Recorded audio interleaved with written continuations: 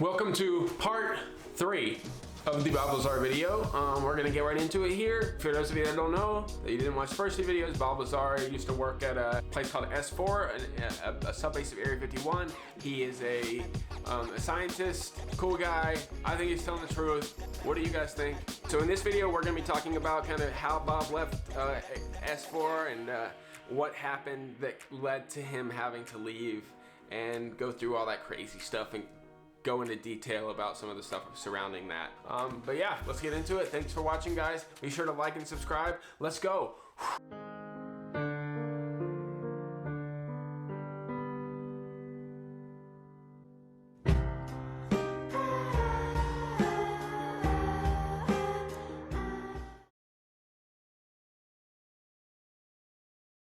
Now, obviously, Bob wasn't allowed to talk about anything that he was seeing with anyone. Not even his wife, not with anyone whatsoever. He was actually keeping it a secret from his wife, apparently. He found out that they were tapping all of his phones, looking at all of his stuff, and I guess apparently that was something he had agreed to when he signed up for this project. They were completely involved in all of his life, all of his private life. They knew about everything, because they wanted to make sure he was of sound mind so that he didn't tell this information to anybody. The people who were tapping his phones and stuff, the military, whatever you want to call them, they found out that Bob's wife was having an affair with a flight instructor, and this did not go well for Bob or for his wife in any way, because one of the things that, you know, when he signs his papers to work for these people, he has to, one of the requirements is that you have a stable home life, a stable mental health as well. And you know, when you find out your wife is cheating on you and you guys get divorced or whatever, that could cause problems. So basically, at this point, they stopped him from coming into work at all until they saw how the affair played out. Now, it's at this point that he starts becoming concerned for his safety, because if he's a liability to them, what will they do to stop him from telling people? And what can he do to make sure he stays alive, basically? Now, this is where he starts making really bad decisions. He started bringing friends to a mountain, you know, a few miles away to watch from a distance. Even I think this was even like technically on the base or just outside the base, like the point where they could watch these test flights from a distance. Because the one that Bob watched, where they brought him to it and they showed him and stuff, that was like a basic one.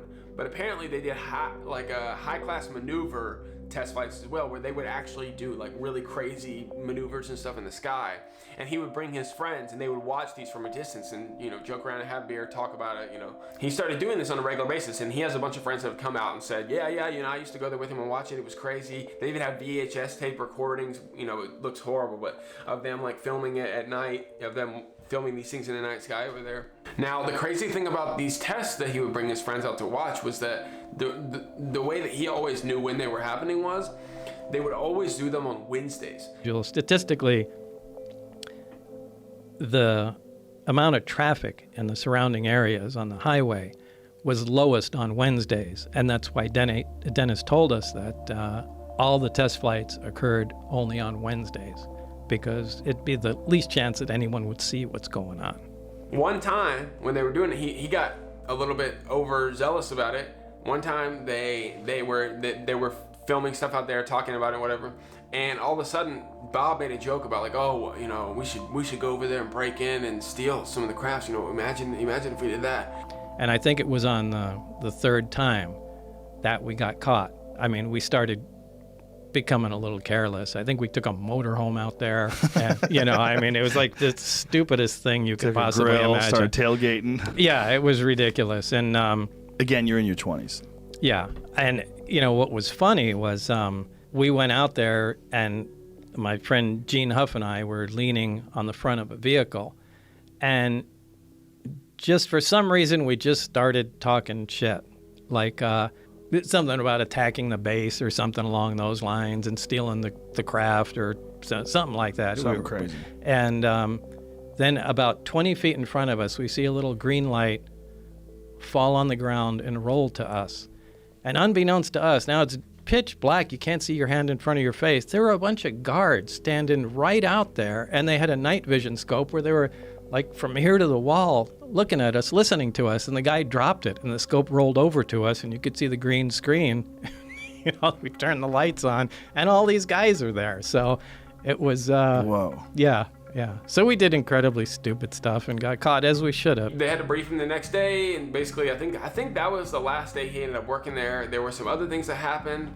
Now, because of Bob and people like him, they actually had to expand how big Area 51 was, because people started going and standing on these mountains and looking down at what was happening. So they actually had to expand the area of Area 51 so that people couldn't do that anymore. It was because of people like Bob going out there and watching what they were doing. Flash forward, Bob gets caught, he gets in trouble, you know, his friends and him get caught. He's already scared for his life because, you know, the thing with his wife having an affair and all that stuff, and them thinking that he might tell some stuff about what's happening, all this stuff is going on at once, and Bob really starts freaking out. They bring him in for that briefing. They threatened him a bunch during the briefing. He said it was a terrifying experience.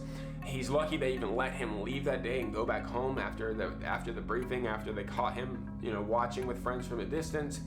And he goes home and he finds a way to contact a journalist named George Knapp. Now, this is when George Knapp kind of gets involved in the story, and he tells George everything that he knows about everything, so that if something happens to him, at least it can get out to the public somehow. I don't know, it was a hard time. So what happens from there? What do they do with you? Why don't they arrest you? I don't know. I don't know why. I'm not sure they knew what to do, but they did let me go that night, and I went home. And this is kind of when the most stressful part started. Because you're realizing that you're being monitored 24/7. Now I know not only am I being monitored, but now I know I'm in trouble. And it wasn't a short time after that I contacted, you know, at that time, the only investigative reporter I had heard of in Las Vegas was George Knapp. And, you know, told him some of the story, because I had no idea what the hell was going to happen at that point. Now, George Knapp is a very, very good journalist. I cannot stress this enough. This guy is very thorough in his work. He does a ton of research. You can find news segments all over the internet of him, you know, doing really good work. He's a really trustworthy guy. So George Knapp does a bunch of very thorough research into Bob's story, tries all that he can do to try and disprove Bob's story. And he is unable to disprove it in any way. He as much as he tries, he cannot disprove the story. Eventually he starts to believe Bob too after a certain amount of time. So like I said, Bob Lazar is starting to get scared for his life. He reaches out to George Knapp. George Knapp starts investigating the whole thing while also writing down all of Bob's story. Now, the reason that he does this is because he's genuinely afraid for his life. So at this point he decides, okay, I want to make it public. I want to go on TV and release this information to the public. So he goes on TV and under the pseudonym Dennis, which, if you remember, is his partner's name at the place. So he kind of was doing it as like an inside joke to mess with his friend Dennis, who was working there. Here's a little clip of Bob Lazar when he first came out with the story. A clip from his interview as Dennis, where he's all blacked out and stuff. Just to kind of give you guys an idea of what he said and what it looked like back then. There's really no way I can prove it without revealing my identity and getting myself into more trouble than I have already. Exactly what's going on up there? Well, there's several, actually 9 flying saucers, flying discs that are out there of extraterrestrial origin, and they're basically being dismantled. Some are, well, in various stages of completion, built from other parts, and they're being test flown and basically just analyzed. It goes crazy viral at the time, you know, like this is back in the 80s or early 90s or something. Everybody starts talking about it. It becomes like a huge news story overnight, and a lot of people said like, oh, I recognize that voice, you know. People started recognizing him, and eventually he ended up coming out with, you know, and saying that it was him, releasing his identity to the public like within a little bit after that. And the reason he made that tape of him talking to the camera and releasing and talking about that, what happened to him, was because he was genuinely afraid that he was gonna die. He thought they were gonna kill him, and he wanted video footage. You know, he wanted his story to be documented so that if he died, if they killed him the next day or whatever, that he would have some kind of proof of why he died. Bob was so scared about putting out this information or even being in the public eye in general that when him and George were about to post the story of him, you know, him coming out as Dennis and stuff, when they were about, it was about to go up, he and George literally got into like a fight. Like they became like a physical altercation over whether, because Bob did not want it to post and George was like, no, we have to get this out there. And they were like fighting and arguing with each other, Bob was trying to stop him from releasing it. And George overpowered Bob and forced the tape to play, and that was it. After that, there was no going back. I told George Knopp all this stuff, and he said, well, let's just get it on tape. Should something happen, at least we have a record of it.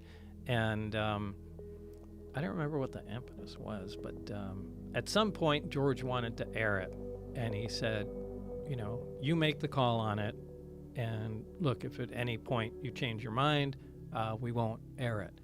And it came down to the day where George wants to put it on the 5 o'clock news. He said, hey, this is important stuff, people have to know about it.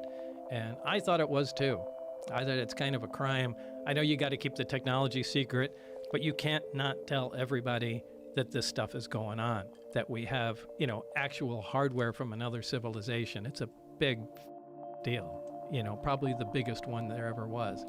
And George said, today's the day we got to put it on the news or something to that effect. And when it came right down to the time to air it, I changed my mind and I said, we're not doing it. And that's what turned into the famous wrestling match between me and George trying to get the tape, but he won because he was a bigger guy. But he got the tape, he put it in the player, and boom, 5 o'clock news was on. And then I got a call after that, and they said, it was from Dennis. He said, do you have any idea what we're going to do to you now? And he hung up the phone. That was the last communication I had with him. So after Bob's identity was made public, bad things started to happen to him and his family and friends. A lot of his friends and family started to get audited by the government out of nowhere. A lot of them started to get weird visits at their house. They started to experience weird stuff. A lot of people that he knew, because he was a scientist, so he knew a lot of people that had high clearance in like military or very serious projects where you need high clearance to get in, and they got that clearance removed just because they were friends with Bob. It was not good for him and his friends and family after that, and he received many threats after that. It's a miracle that he's still alive, to be honest. I mean, I think the only reason they didn't kill him is because they know that people would come for the government if they kill him, because everyone would know that if he dies in under suspicious circumstances, it's because of the government or someone that works for them. All right, so that's where we're gonna end it for this video. I'm gonna do a part 4. Sorry, we're breaking it up in so many parts. I just don't want to make like so many long videos. I just want to, break it up into little parts, and then I don't have to make it into one big thing you guys have to watch for an hour straight. So gave you a little bits of it here and there. Next time we're gonna talk about the kind of aftermath and the end, kind of where we're at today with the whole story. So yeah, thanks for watching, guys. Do something nice for someone today, please. Like the video, maybe. That could be something nice. Comment and subscribe. All those 3 things would be super nice. Make sure you check out the links down below of all the other stuff. Links to Bob Lazar, links to my other social media, all that stuff. Yeah. Thanks for watching, guys. I love you. Thanks for all the support. Keep it coming. You guys are amazing. I want to keep doing this, so it helps having you guys encouraging me to keep going. Thanks for watching. Bye.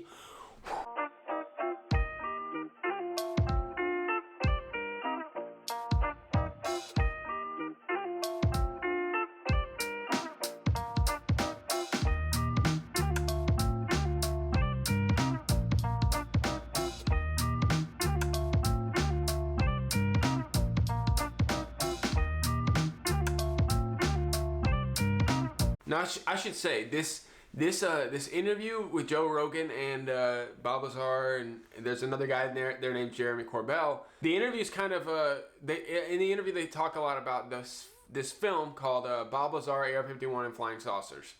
And I cannot stress this enough. This movie is a horrible representation of Bob.